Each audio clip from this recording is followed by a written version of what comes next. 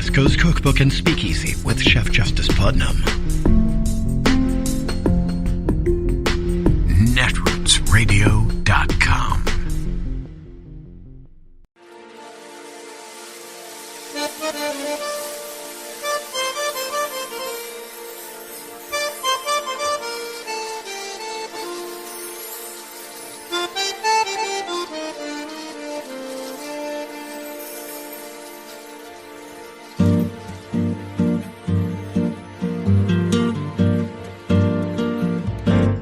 Je voudrais du soleil vert, des dentelles et des théières, des photos de bord de mer, dans mon jardin d'hiver.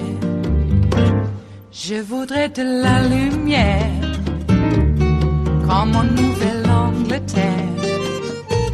Je veux changer d'atmosphère, dans mon jardin d'hiver. Ma fleur sous la pluie de novembre, tes mains qui courent, je n'en peux plus de t'attendre. Les années passent, il est long, là je tombe. Nul ne peut nous entendre. Je voudrais du Fred Astaire, revoir un latte. 13 minutes. That's all that really should have resonated with senators today. 13 minutes was the duration of the video compilation of the events of January 6th.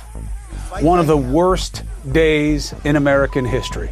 And Trump was all over it. And what was wrong about all of it was obvious. The hats, the faux flags being used as battering rams, and most of all, the anger. Anger and animus against our country's laws that led to an insurrection attacking our democracy. That is the story of January 6, and it is one that may not be given an ending in the trial that we're watching. Other than the presentation of the horrifying reality that brought these senators together today, today was a farce. After all, there's only one reason this trial is being held after Trump's defeat, and that reason is Senator Mitch McConnell. McConnell asked to kick the trial until after Trump was out of office. This is a fact. He never said he was doing that because they had to consider whether or not it is proper to try a president so late in the game. That is a fact. He said he wanted to give the trial the time it deserved. He lied. He voted to say it wasn't constitutional. He didn't know that then? It was another bait and switch. Democrats, how many times will you pet the snake? The law here is clear. The Constitution provides no conditional nature to the Senate's duty. Okay? The Senate shall have the sole power to try all impeachments. That's it. There are no ifs.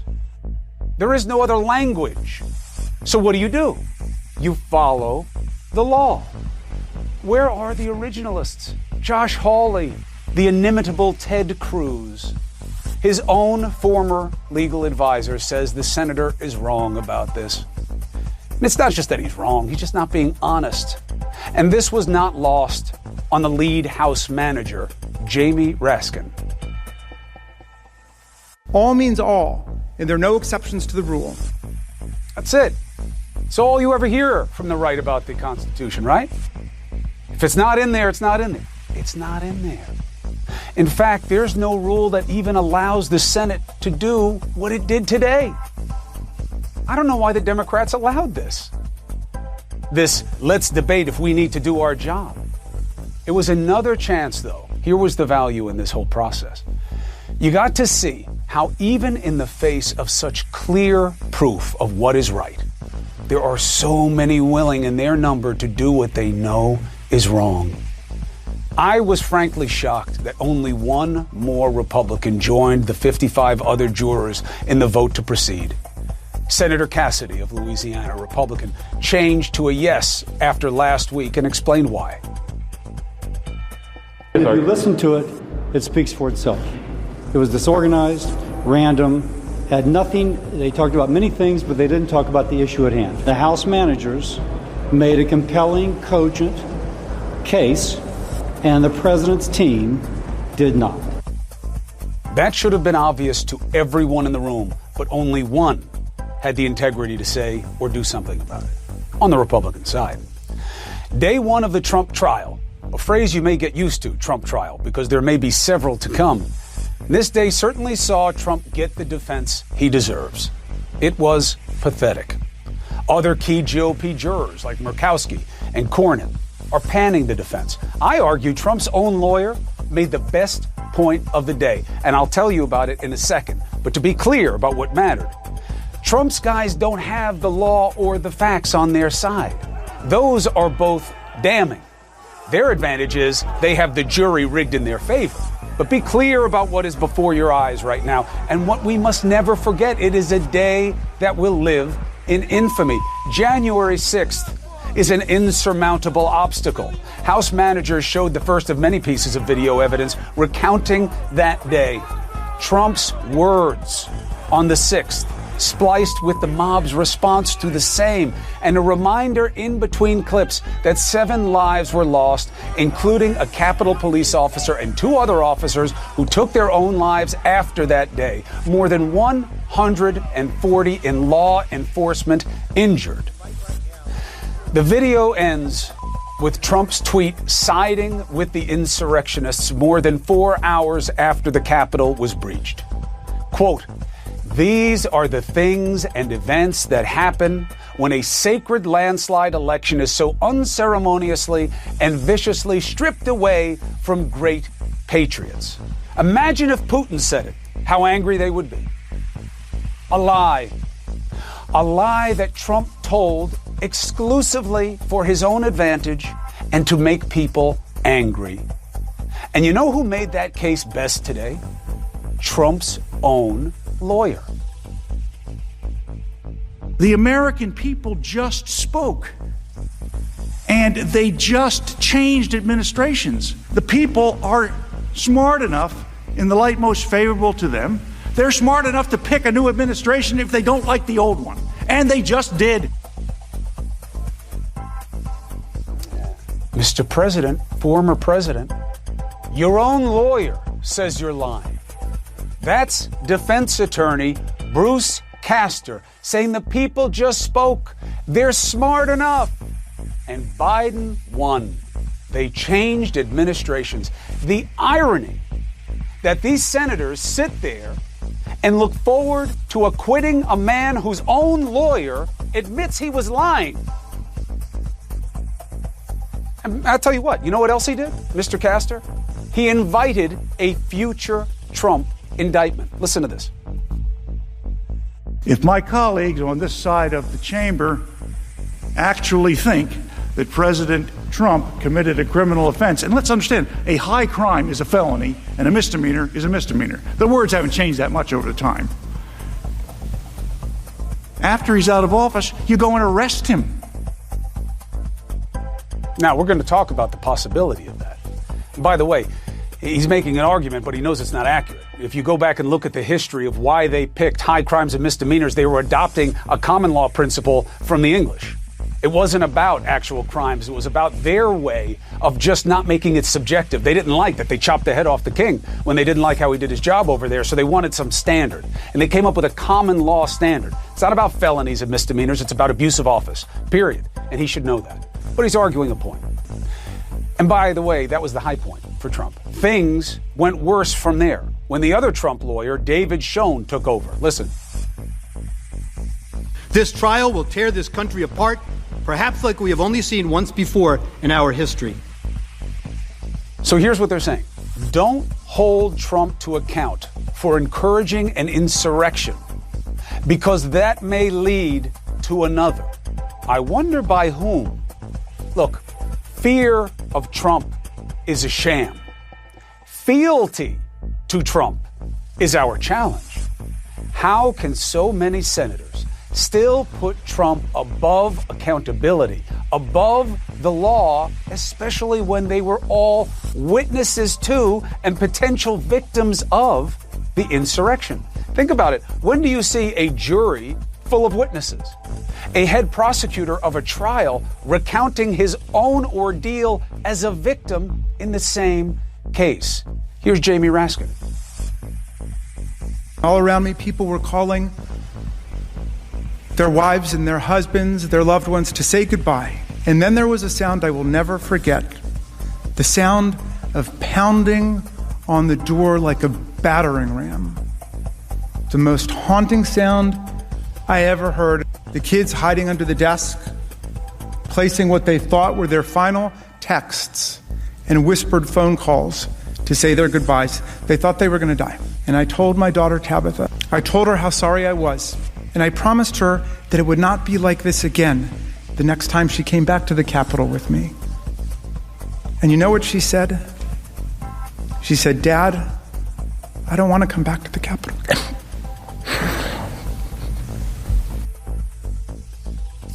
We all know that this was a massacre in the making, and we got lucky. Now, they have to think about this. The senators on the right side of the aisle are thinking about protecting the man who sent an angry mob to find them. How much of your party and yourselves can you give away before there is nothing left worth keeping? Today was about how clear the law is here. Tomorrow, the facts will be an even more powerful demonstration of the obvious. Will senators really give Trump a pass on his responsibility for one of the worst days in American history that could have cost them their lives?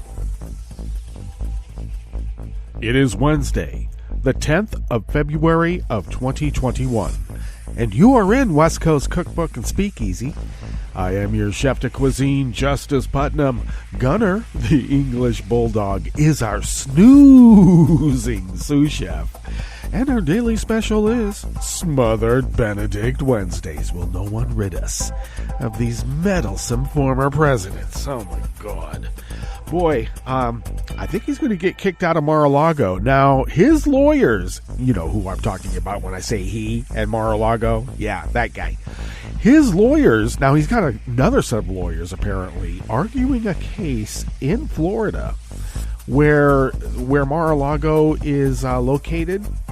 That town wants to kick him out because Mar-a-Lago is supposed to be a business, not a residence. And now his lawyers are maintaining, the lawyers there at Mar-a-Lago are maintaining that, well, you know, he's not a resident. He is an employee. Oh, Donald Trump, an employee. He's never been an employee in his life, even when he was working for his dad. Okay? Let's just make that clear. It's the kind of ego the fellow has, and that's why his dad loved him so much. Yeah, that guy's going to eat everybody up. And pretty much did until he couldn't do it anymore because he got caught. And people said no more. And that's what we're experiencing today. America's pretty much standing up and saying no more. Not represented by the GOP in the Senate. Of course not. They're on a mission, and it ain't got anything to do with America. Okay? Just, accident of birth. They got trapped here, and now they're trying to get out. And I knew that was going to happen way back when they said, we're Soviet fighters. You really are? You're calling yourself a Soviet fighter? Then why are you taking on their 70-year general plan? Okay. Because apparently, according to the addled brain of the, conservative, it seemed to have worked for the Soviet Union. Did it? Okay, well, they drove us over a cliff, and hopefully we can glide. I don't think we're flying. Hopefully we can glide. And maybe, have not not necessarily a soft touchdown, but one that doesn't like totally rattle us and, smash us to bits. That's what we're hoping for. Apparently the jurors in that Senate chamber will decide that Donald Trump doesn't need to be held to account for starting insurgency. See, first you have the insurrection, and then when you have elected officials validating the insurrection, that's then called an insurgency. Okay, just so we know. Just so we define terms. Anyway, he doesn't need to be held to account because he's doing the work that they've wanted to do for a very long time. And they've had to work around it. To nullify any power the Democrats have, they've had to work at it. Now they don't.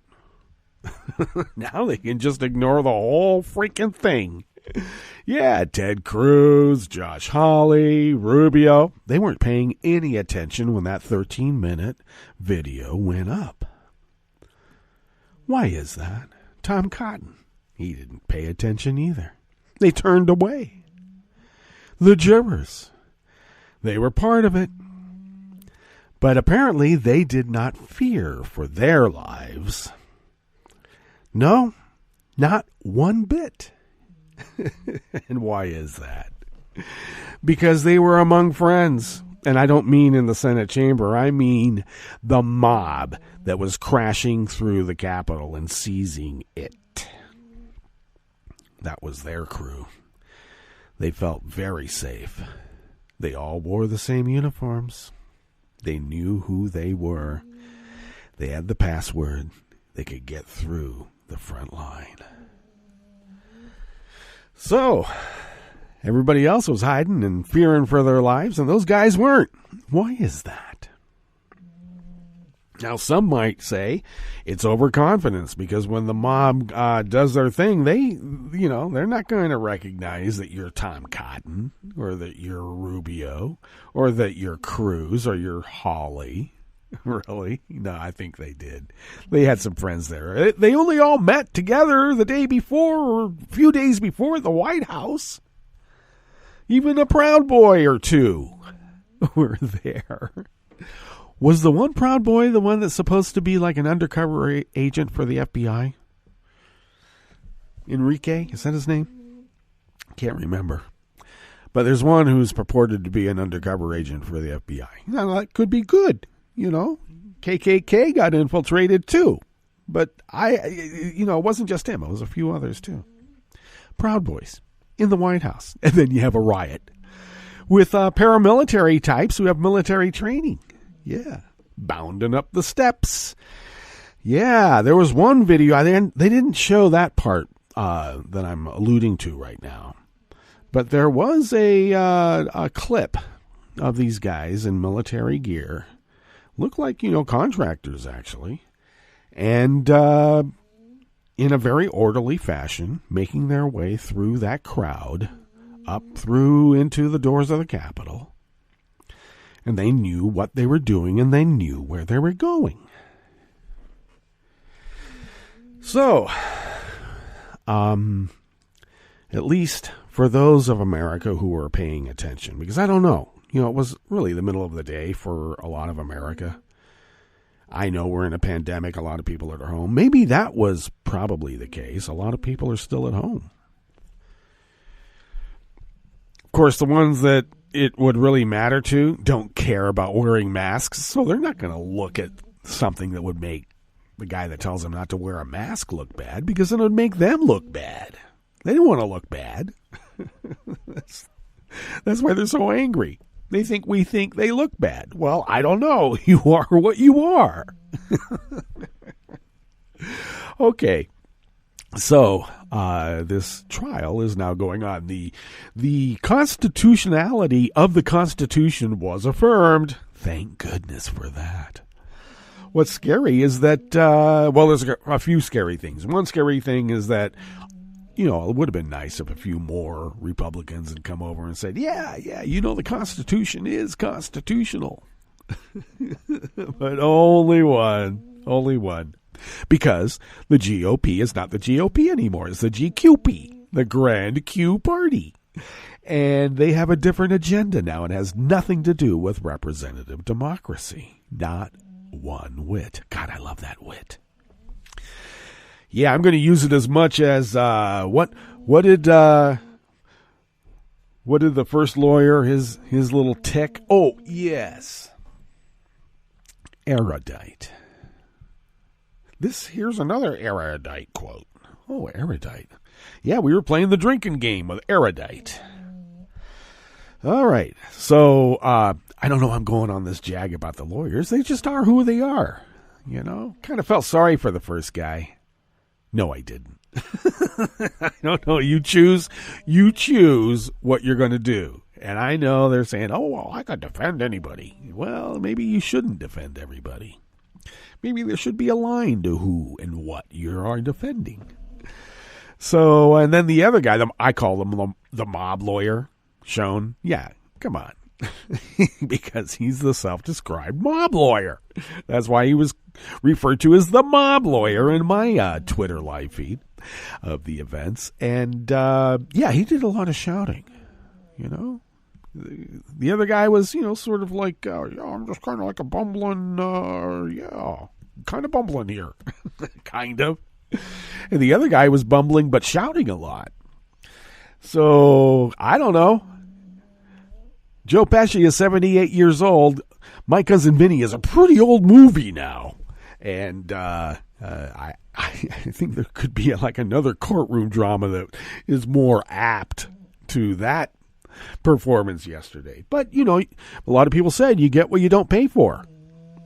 I looked at that whole event as some sort of weird competition that you might see on The Apprentice mixed in with Survivor. You know, you guys go up and all determine who gets paid. So he's going to have a few other lawyers, I'm sure. Who knows? Maybe he might have to come and defend himself. Would that be lovely? Anyway, the guy should have to sit at least in a video deposition like a previous president we know who was required to do so. All right? I know he has to be like different than everybody else that came before, but too bad. We really do need to hold this scofflaw to account.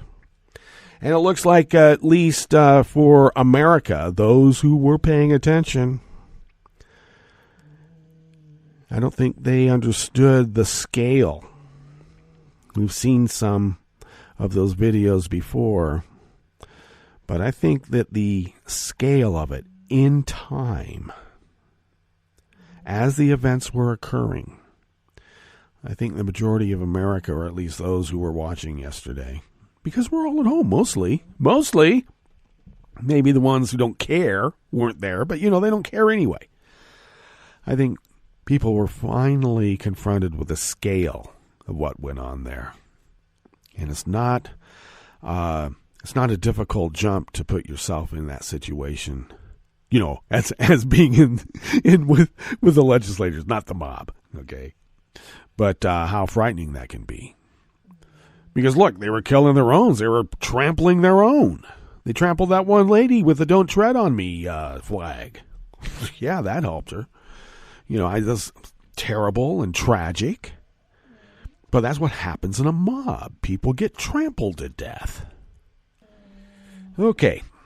What's on the rest of the menu? I could just go on and on and on. But I have a curated part of the show. We're supposed to have order here. We're supposed to. On the rest of the menu. Officers of color were barred from guarding George Floyd killer Derek Chauvin.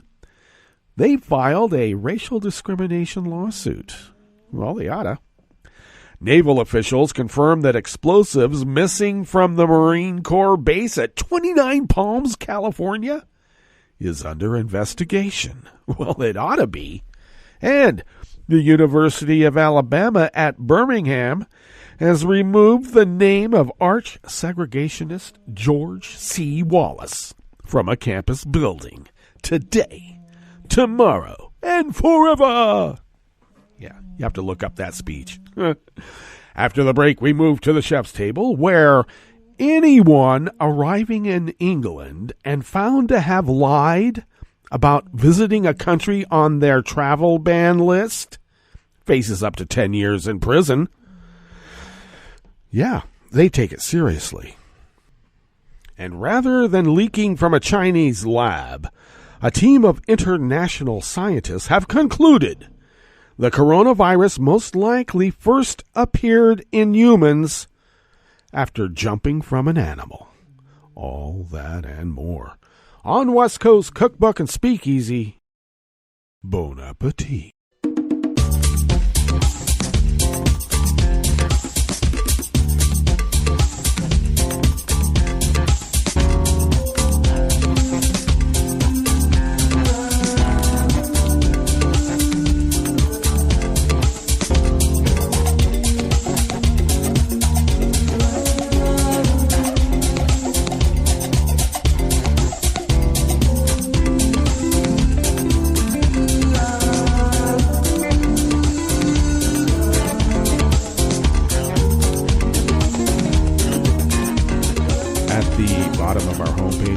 netrootsradio.com. To the right of the page, actually it's near the bottom, but to the right of the page is our chat room link right there by the social media scroll. The chat room is monitored by Kelly Lincoln, and we always thank Kelly for doing so. Thank you, Kelly.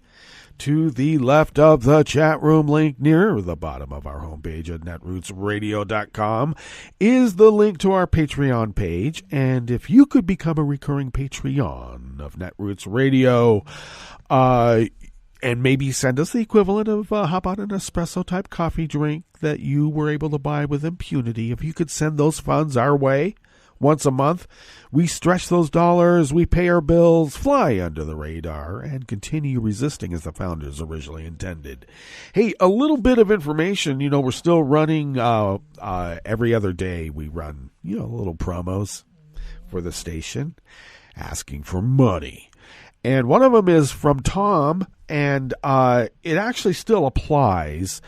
Now, on our Patreon page, they had changed up things and started charging you to contribute, donate. If we gave you what were known as benefits, it used to be that, there were a program called tiers. Not tears of joy, but levels. And if you contributed once a month, like say $5, you would get a benefit, and $10, and some other kind of benefit a little bit better. So everything from the bumper stickers that we have available that we would give you if you wanted to contribute and wanted it. Well, some people don't want it. But people were getting charged, and we just didn't want that to happen to them anymore. And so we, like now on the Patreon page, we ask for funds, but we don't offer any, quote, benefits. But if you want a bumper sticker, let us know, and we'll send you one, okay? And even if you don't, maybe even if you don't contribute, that's okay too, because I think maybe that's how it would work. But we have plenty of them. And so if you do contribute and you would like to have one of our bumper stickers, Netroots Radio bumper sticker, and we have little ad blocks too. I don't know how many more of those we have, but I usually send, a couple of bumper stickers and an ad block if I can find them. And so do that. But I guess the way to let me know would be to, go on Twitter and let me know there, I guess. Find me. I'm around. So I guess you could communicate with me through Patreon. I don't know. But if you would like, bumper sticker, let me know. Alrighty. If you would like to follow Netroots Radio on Twitter, it's simple. Do so at Netroots Radio. Tom takes care of that. He took care of the graphics, like on the bumper stickers and all of the graphics that you see throughout our webpage and homepage and etc. Thank you, Tom. Follow me on Twitter at Justice Putnam. I post the show notes and links diary on Daily Goes about 10 minutes before showtime, and then put that on Twitter and other social media platforms, and you know who they are. Follow the show on Twitter at Cookbook West. And do, please, pick up podcasts by way of Spreaker, Stitcher, TuneIn, iHeart, YouTube, iTunes. And really wherever podcasts can be found. And they're everywhere. Sometimes YouTube took down a show from December for, they said some sort of that I was giving misinformation or spamming something about the election that wasn't true. And all I can figure out is I was reporting, or actually reading, a report from a reputable newspaper, by the way. And yeah, I don't just dig them up from, some unvetted journalistic source. I mean, I'm not going to do Sputnik, for instance. Okay, just so we know they've been vetted and we know who they are. But just the mere reading or acknowledging that someone was, questioning the validity of the election and then setting that reported straight. Apparently that was wrong. And I don't know. YouTube, I can never figure them out. All right, let's get into this first offering here. In the Bistro Cafe of West Coast Cookbook and Speakeasy, Smothered Benedict Wednesdays. Speaking of our reputable journalistic organs, this offering does come from the Star Tribune by Liz Sawyer. Yeah, that Star Tribune. 8 minority corrections officers who were barred from guarding or having any other contact with former Minneapolis police officer Derek Chauvin during his stay at the Ramsey County Jail last summer are suing their employer, alleging racial discrimination and a hostile work environment. Employer? I guess they mean the county. But there's so much private prison stuff. Are these guys cops or are they just employees? I don't know. I guess since Trump's now an employee at his own residence, anybody can be. Well, back to this article and the matter at hand. Chauvin was booked at the county jail on the 29th of May, the same day he was charged with murder and manslaughter in the death of George Floyd. As Chauvin arrived, all officers of color were ordered to a separate floor, and a supervisor forbade a black sergeant from bringing Chauvin to a cell solely because of the officer's race, according to a 30-page lawsuit filed in Ramsey County District Court yesterday, Tuesday morning. The officers, who identify as Black, Hispanic, and Pacific Islander, said those orders by the white jail superintendent amounted to segregation and implied they could not be trusted around Chauvin because of the color of their skin. Well, I would actually probably argue, to be devil's advocate, that Chauvin wasn't questioning the trustworthiness of the officers of color. He just doesn't like officers of color either. Apparently, this guy has had a long history of not being able to deal with people other than white. Just saying.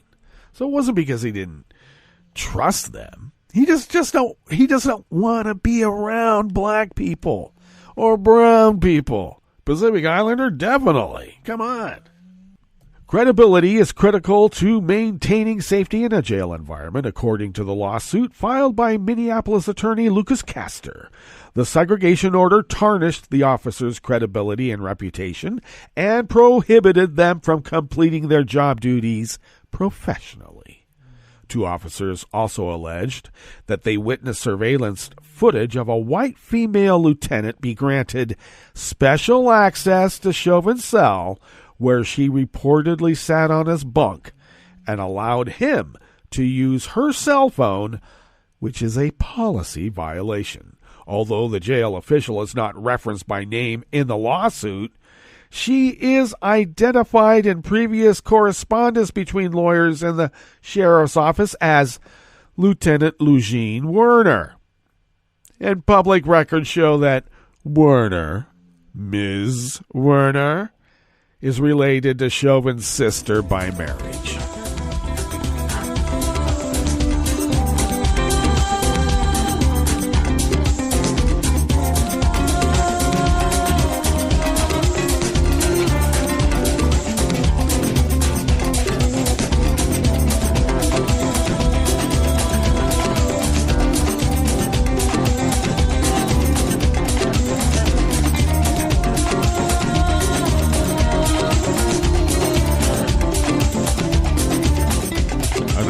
staff at the Associated Press brings us this next offering here in the Bistro Cafe of West Coast Cookbook and Speakeasy. Explosives are missing from a Marine Corps base in the Southern California desert, the military confirmed yesterday, Tuesday.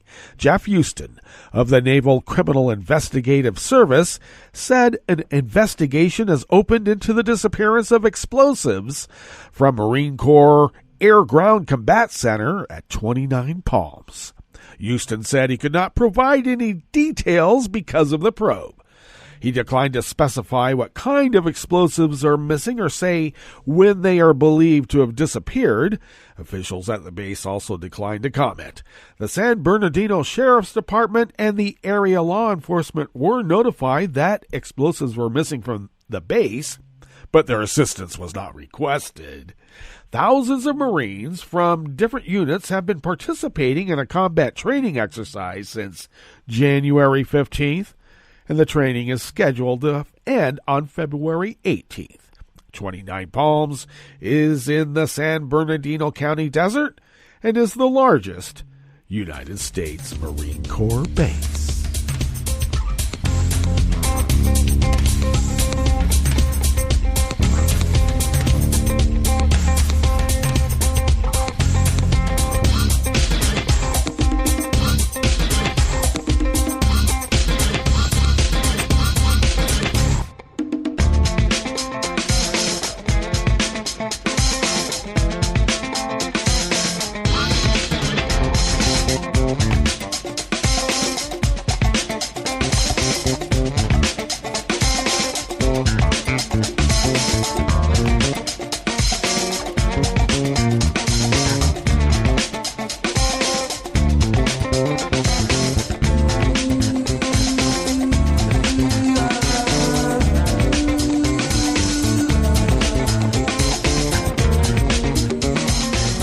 More anonymous Associated Press staff brings us this final offering here in the Bistro Cafe of West Coast Cookbook and Speakeasy, Smothered Benedict Wednesdays.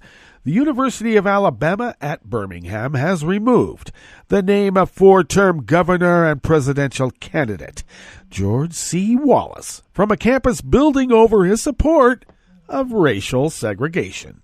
A resolution unanimously approved by trustees on Friday said Wallace rose to power by defending racial separation and stoking racial animosity. While noting Wallace's eventual renouncement of racist policies, the resolution said his name remains a symbol of racial injustice for many. A UAB building that was named after Wallace in 1975 will now be called simply the Physical Education Building. Removing Wallace's name from the structure is simply the right thing to do, Trustee John England Jr. said in a statement. Wallace vowed segregation forever at his 1963 inaugural and was paralyzed in an assassination attempt while running for president in 1972. He has a complex legacy that includes his apology to the late Representative John Lewis, who was beaten by Alabama state troopers while trying to march for voting rights in Selma, England said. That said, England continued, his stated regret late in life did not erase the effects of the divisiveness that continue to haunt the conscience and reputation of our state. Well, I might even add, to the whole nation. Okay, that brings us to our break, and when we get back from that break, we will go through weather from around the world, and we will finish up with the stories that we've curated for you today. You're listening to West Coast Cookbook and Speakeasy, and we will be right back. You are listening to netrootsradio.com. Please hang up and try again.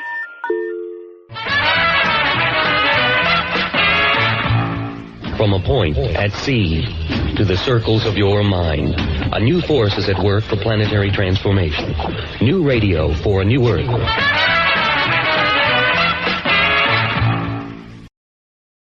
This is Take Two Movie Review. I'm Clinton Johnston. This week, the past and the present. Warning, structural spoilers. So apparently, The Little Things, written and directed by longtime screenwriter John Lee Hancock, is one of those movies that got stuck in Hollywood development hell. Only The Little Things saw 30 years of development hell, which explains why it feels mostly like a film out of time. It's because it is. It's not just that the film is set in the 90s when it was originally written, it's that with Denzel Washington and Rami Malek playing cops in LA who are hunting down Jared Leto, whom they suspect for multiple murders, it just rings like a throwback to the era of Silence of the Lambs and Hollywood's obsession with serial killers. And this past and the present is a problem for most of the movie, or maybe just a problem with most of me.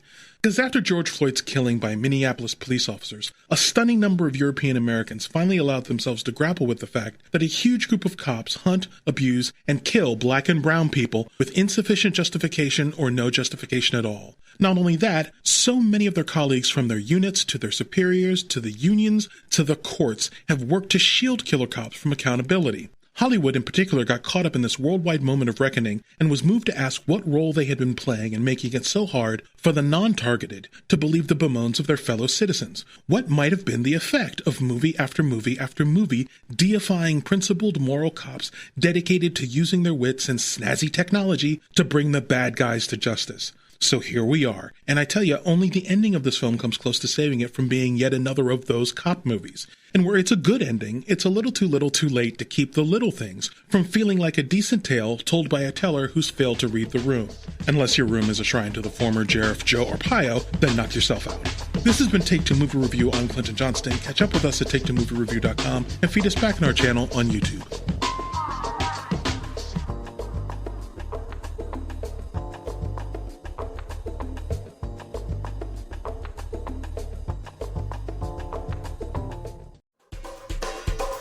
This is Scientific American's 60-Second Science. I'm Jason Goldman. Morning in Tanzania.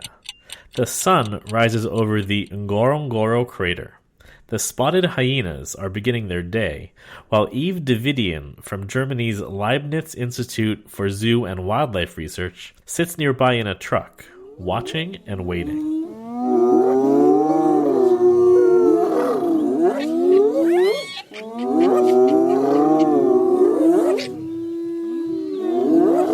The most exciting part of her day is when a male hyena crouches on his hind legs to poop. So I did collect a lot of fecal samples, monitor a lot of behaviors, spend a lot of time following males on site in Tanzania in the field. Biologists have been monitoring the 8 hyena clans of Tanzania's Ngorongoro crater for 25 years. They've learned a lot about the species, but there are still some outstanding mysteries. Why is it that high-ranking individuals, and in particular high-ranking males, often are more successful than low-ranking males in terms of reproduction? In spotted hyenas, in contrast to many other mammals, males don't fight to access a high social rank, and they also don't fight to access breeding partners. And so it is quite puzzling why high-ranking males, if they don't fight and they are not necessarily more attractive to females, why they should be more successful than males of lower social rank. In all, Davidian had nearly 400 fecal samples collected from 120 male hyenas. She analyzed the hormones inside of them and discovered that interactions among male hyenas were more stressful for lower-ranking males. And as a result, they spent more time alone. The results were published in the journal Functional Ecology. And the consequence of that is that low-ranking males, they spend less time courting females and are therefore less successful in terms of the number of offspring they produce compared to high-ranking males who spend most of their time courting females. All that time spent alone recovering from stress means that the lower-ranking hyenas aren't spending their time courting females. And the females that they do manage to spend time with are themselves also of lower rank. The researchers think it has to do with the fact that lower-ranking males tend to be newcomers within hyena clans. It takes time to develop their support networks among other males. They do have to spend a lot of time building up and maintaining these relationships before they can even think about courting females. So for male spotted hyenas, it might be that the best path towards romance is to begin with a bromance.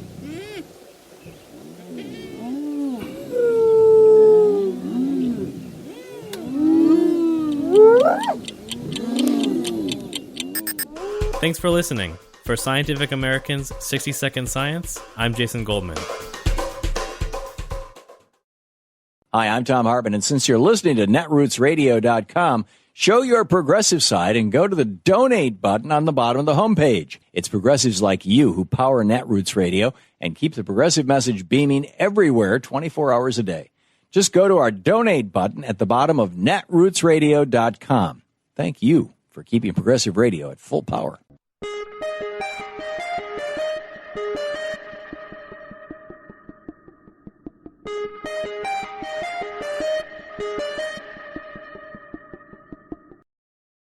Can you be arrested for flipping a cop the bird? Listen up. This matters. I'm Louis Black, and this is the Civil Liberties Minute with ACLU attorney Bill Newman. On February 9th, 2018, Vermont State Trooper Jay Riggins stopped a motorist, St. Albans, Vermont resident Gregory Bombard, because the trooper thought the motorist had flipped him the bird. But Bombard denied giving him a middle finger salute. So after haranguing and interrogating the motorist, the trooper let him go, at which point Bombard really did give him the middle finger. In response to which the trooper really did pull the motorist over again and arrest him for disorderly conduct, a charge eventually thrown out of court. In February 2021, the Vermont affiliate of the ACLU sued the trooper for violating Bombard's constitutional rights to free expression and to not be subjected to an unreasonable search and seizure, the stopping of his car. Flipping off a cop may be rude, but cops can't arrest you for allegedly hurting their feelings. Well, actually they can, but they shouldn't, because courts throughout the country have consistently held that any reasonable officer would know that a person who raises her or his middle finger engages in First Amendment protected speech, or as Vermont ACLU attorney Jay Diaz explained, Vermonters who want to protest the actions of police through words or gestures have a constitutionally protected right to do so. The Civil Liberties Minute is made possible by the American Civil Liberties Union, because freedom can't defend itself.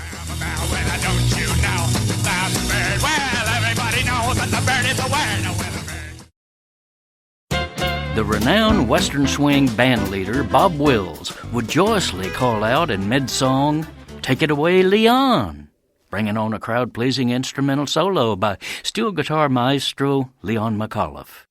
But now comes another Leon who's such an off-key, screechy Wall Street billionaire that crowds are shouting, "Go away, Leon!"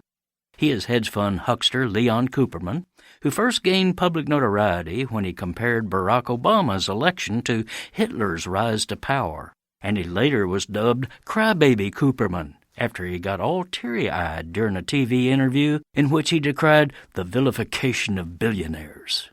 The sad rich man was weeping about Senator Elizabeth Warren's proposal to make the uber-rich pay a modest surtax on the excessive fortunes of money manipulators like him. For a while, Leon did go away. But this January, the whiner was back on TV, blaming stock market gyrations on manipulations by people, quote, sitting at home getting their pandemic checks from the government. Then he plunged again into deep self-pity, deploring the likelihood that Biden will join Senator Warren's call for the rich to pay their fair share of taxes. "This fair share is a bullshit concept," he wailed. "It's just a way of attacking wealthy people." Then he appealed to the real victims of the pandemic to rally behind billionaires like him. "We make the world, quote, a substantially better place with our donations to charity," he asserted, pleading for public gratitude and exclaiming, "We all got to work together." This is Jim Hightower saying, "Together? While working class and poor people have been knocked down, cut off, and stomped on in the past year, America's 651 billionaires, including Cooperman, have collectively jacked up their wealth by $1 trillion, an average of $1.5 billion each." If you'd like more of Jim Hightower's real populism, check out the Hightower Lowdown. Jim's monthly newsletter gives you the real lowdown on which corporations, by name, are doing what to the middle class, our environment, and our democracy. Each month, the Hightower Lowdown brings you facts you didn't know, along with actions you can take to fight back. It also comes with a sense of humor. Hightower believes we can fight the gods and still have fun. Plus, get this, it's cheap. Only $15 brings you 12 issues a year. For real populism, go to hightowerlowdown.org. I'm Rick Smith, and this is Labor History in 2. On this day in labor history, the year was 1973. That was the day the worst industrial disaster in Staten Island took place. Staten Island housed the world's largest liquefied natural gas storage tank. The Texas Eastern Transmission Corporation owned the tank and operated a pipeline system that stretched from Texas to the East Coast. The tank measured 272 feet across and was as tall as an 11-story building. When leaks were suspected, the company had the tank emptied and shut down. Workers had been repairing the torn mylar insulation in the tank's liner for months. But then, vapors released during the repair process ignited the lining. This created extreme temperature and caused the pressure to rise, which resulted in an explosion inside the tank. The entire 6-inch thick concrete dome covering the tank immediately crumbled and rained down on the workers inside. 40 workers and 3 safety inspectors were inside at the time. None of them survived. The explosion caused a massive crater. Smoke billowed out for over 5 hours. Investigations revealed that nitrogen, Freon 11, and oxygen, and not liquefied gas, fueled the explosion. The cause was never determined. Some 25 years later, the New York Planning Board began reevaluating a moratorium on liquefied natural gas facilities in place since 1978. They concluded that government regulations and industry operating practices now in place would prevent a replication of this accident. The fire involved combustible construction materials and a tank design that are now prohibited. Although the exact causes may never be known, it is certain that liquefied natural gas was not involved in the accident, and the surrounding areas outside the facilities were not exposed to risk.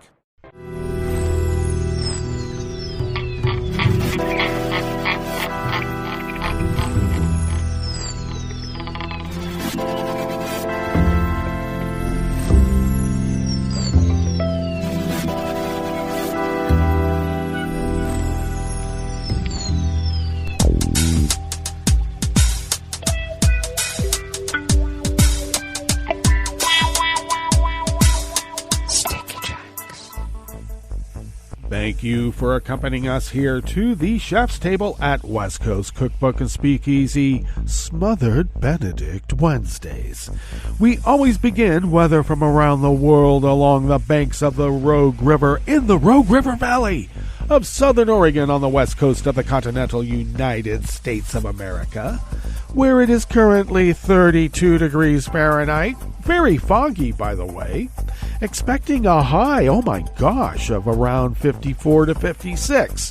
Cloudy skies early, followed by partial clearing. Winds will be light and variable. And this evening, partly cloudy, then becoming cloudy after midnight. Winds light and variable. Lows in the mid-30s. And then tomorrow, looks like we're going to have rain showers, bringing a 1/4 of an inch of rain, with the highs in the mid-40s, winds light and variable, and I think I mentioned about a 1/4 of an inch, and then we're going to have about a 1/2 an inch the next day. Oh my goodness. Snow is in the offing, but next week, and we'll see if that changes because it changed last time as well. Confirmed coronavirus cases in Jackson County in the southern part of Oregon now stand at 7,764 with 105 confirmed deceased. Pollen is rated as none right outside the window here at Rogue River proper. The air quality index is good for the region at 38 parts per million, and the daytime UV index is low at 2. Barometric pressure is falling at 30.18 inches. Visibility is down to 1/2 mile, and relative humidity is at 95%. Weather from around the world is brought to you by a crowd of crowdsourced weather stations that a crowd of crowdsources crowdsource from around the world. London is 36 degrees and fair. Rome is 58 and partly cloudy with heavy rain and flood warning. Looks like France is 30 degrees and sunny, but they have a flood warning later when they start thawing out because they have considerable snow laying about. Kyiv is 20 degrees and cloudy. Kabul is 49 with smoke. Hong Kong is 57 and mostly cloudy. Tokyo is 42 and clear. Sydney, Australia is 69 degrees and mostly cloudy. Gunner is snoring right now. I don't know if you can tell. San Francisco, California is 48 and sunny. And New York is 30 degrees Fahrenheit, but it's really sunny. And that is weather from around the world, brought to you by a crowd of crowdsourced weather stations that a crowd of crowdsourcers crowdsource from around the world.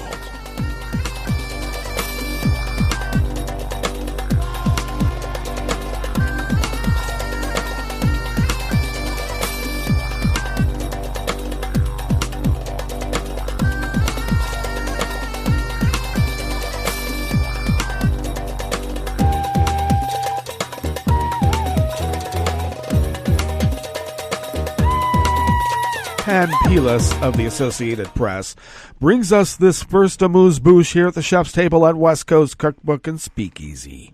Anyone arriving in England and found to have lied about a recent visit to a country on the British government's travel ban list faces up to 10 years in prison under a new tough coronavirus border policy announced yesterday, Tuesday. Health Secretary Matt Hancock said that from Monday, residents of the UK and Ireland arriving in England from places on the government's red list will have to purchase a quarantine package that costs about $2,400 US per person and covers accommodation, virus testing, and other items. Individuals not abiding by the rules, including those arriving from a red list country without a hotel booked, also could be subject to a series of fines, the health secretary said.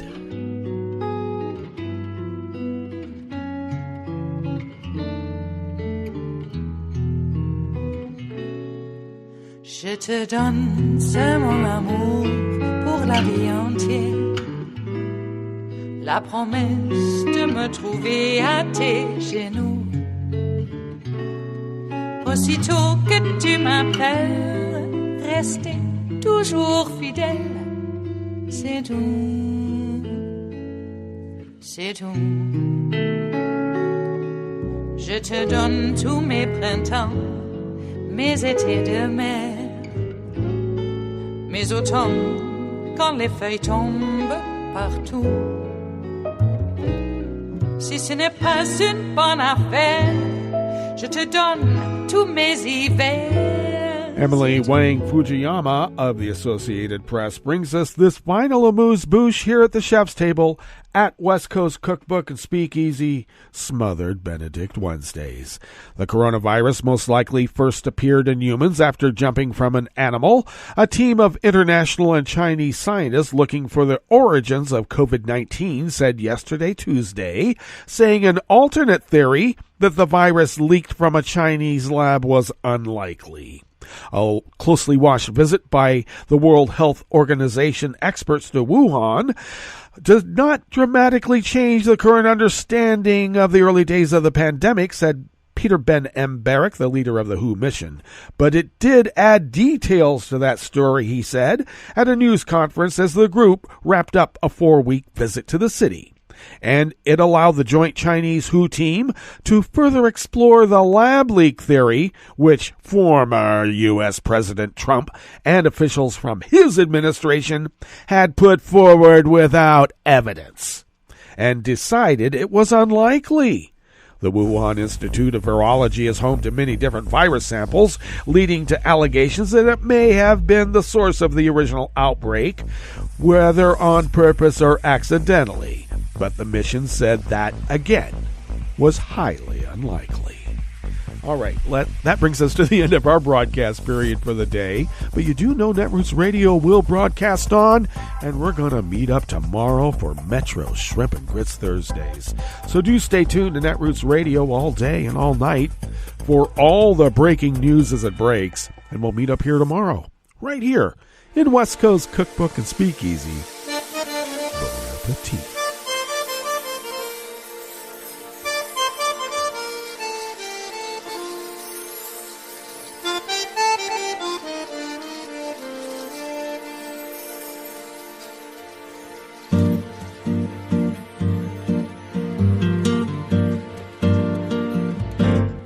Je voudrais du soleil vert, des dentelles et des théâtres, des photos de bord de mer, dans mon jardin d'hiver. Je voudrais de la lumière, comme en Nouvelle-Angleterre. Je veux changer d'atmosphère, dans mon jardin d'hiver. Ma robe à fleurs, sous la pluie de novembre, tes mains qui courent, je n'en peux plus de t'attendre. Les années passent, qu'il est loin, là je tombe. Nul ne peut nous entendre. Je voudrais du Fred Astaire, revoir un latte Goël. Je voudrais toujours te plaire, dans mon jardin d'hiver. Je veux déjeuner par terre, comme au long de golfe clair, t'embrasser les yeux ouverts, dans mon jardin d'hiver. Ma robe à fleurs, sous la pluie de novembre, tes mains qui courent, je n'en peux plus de t'attendre.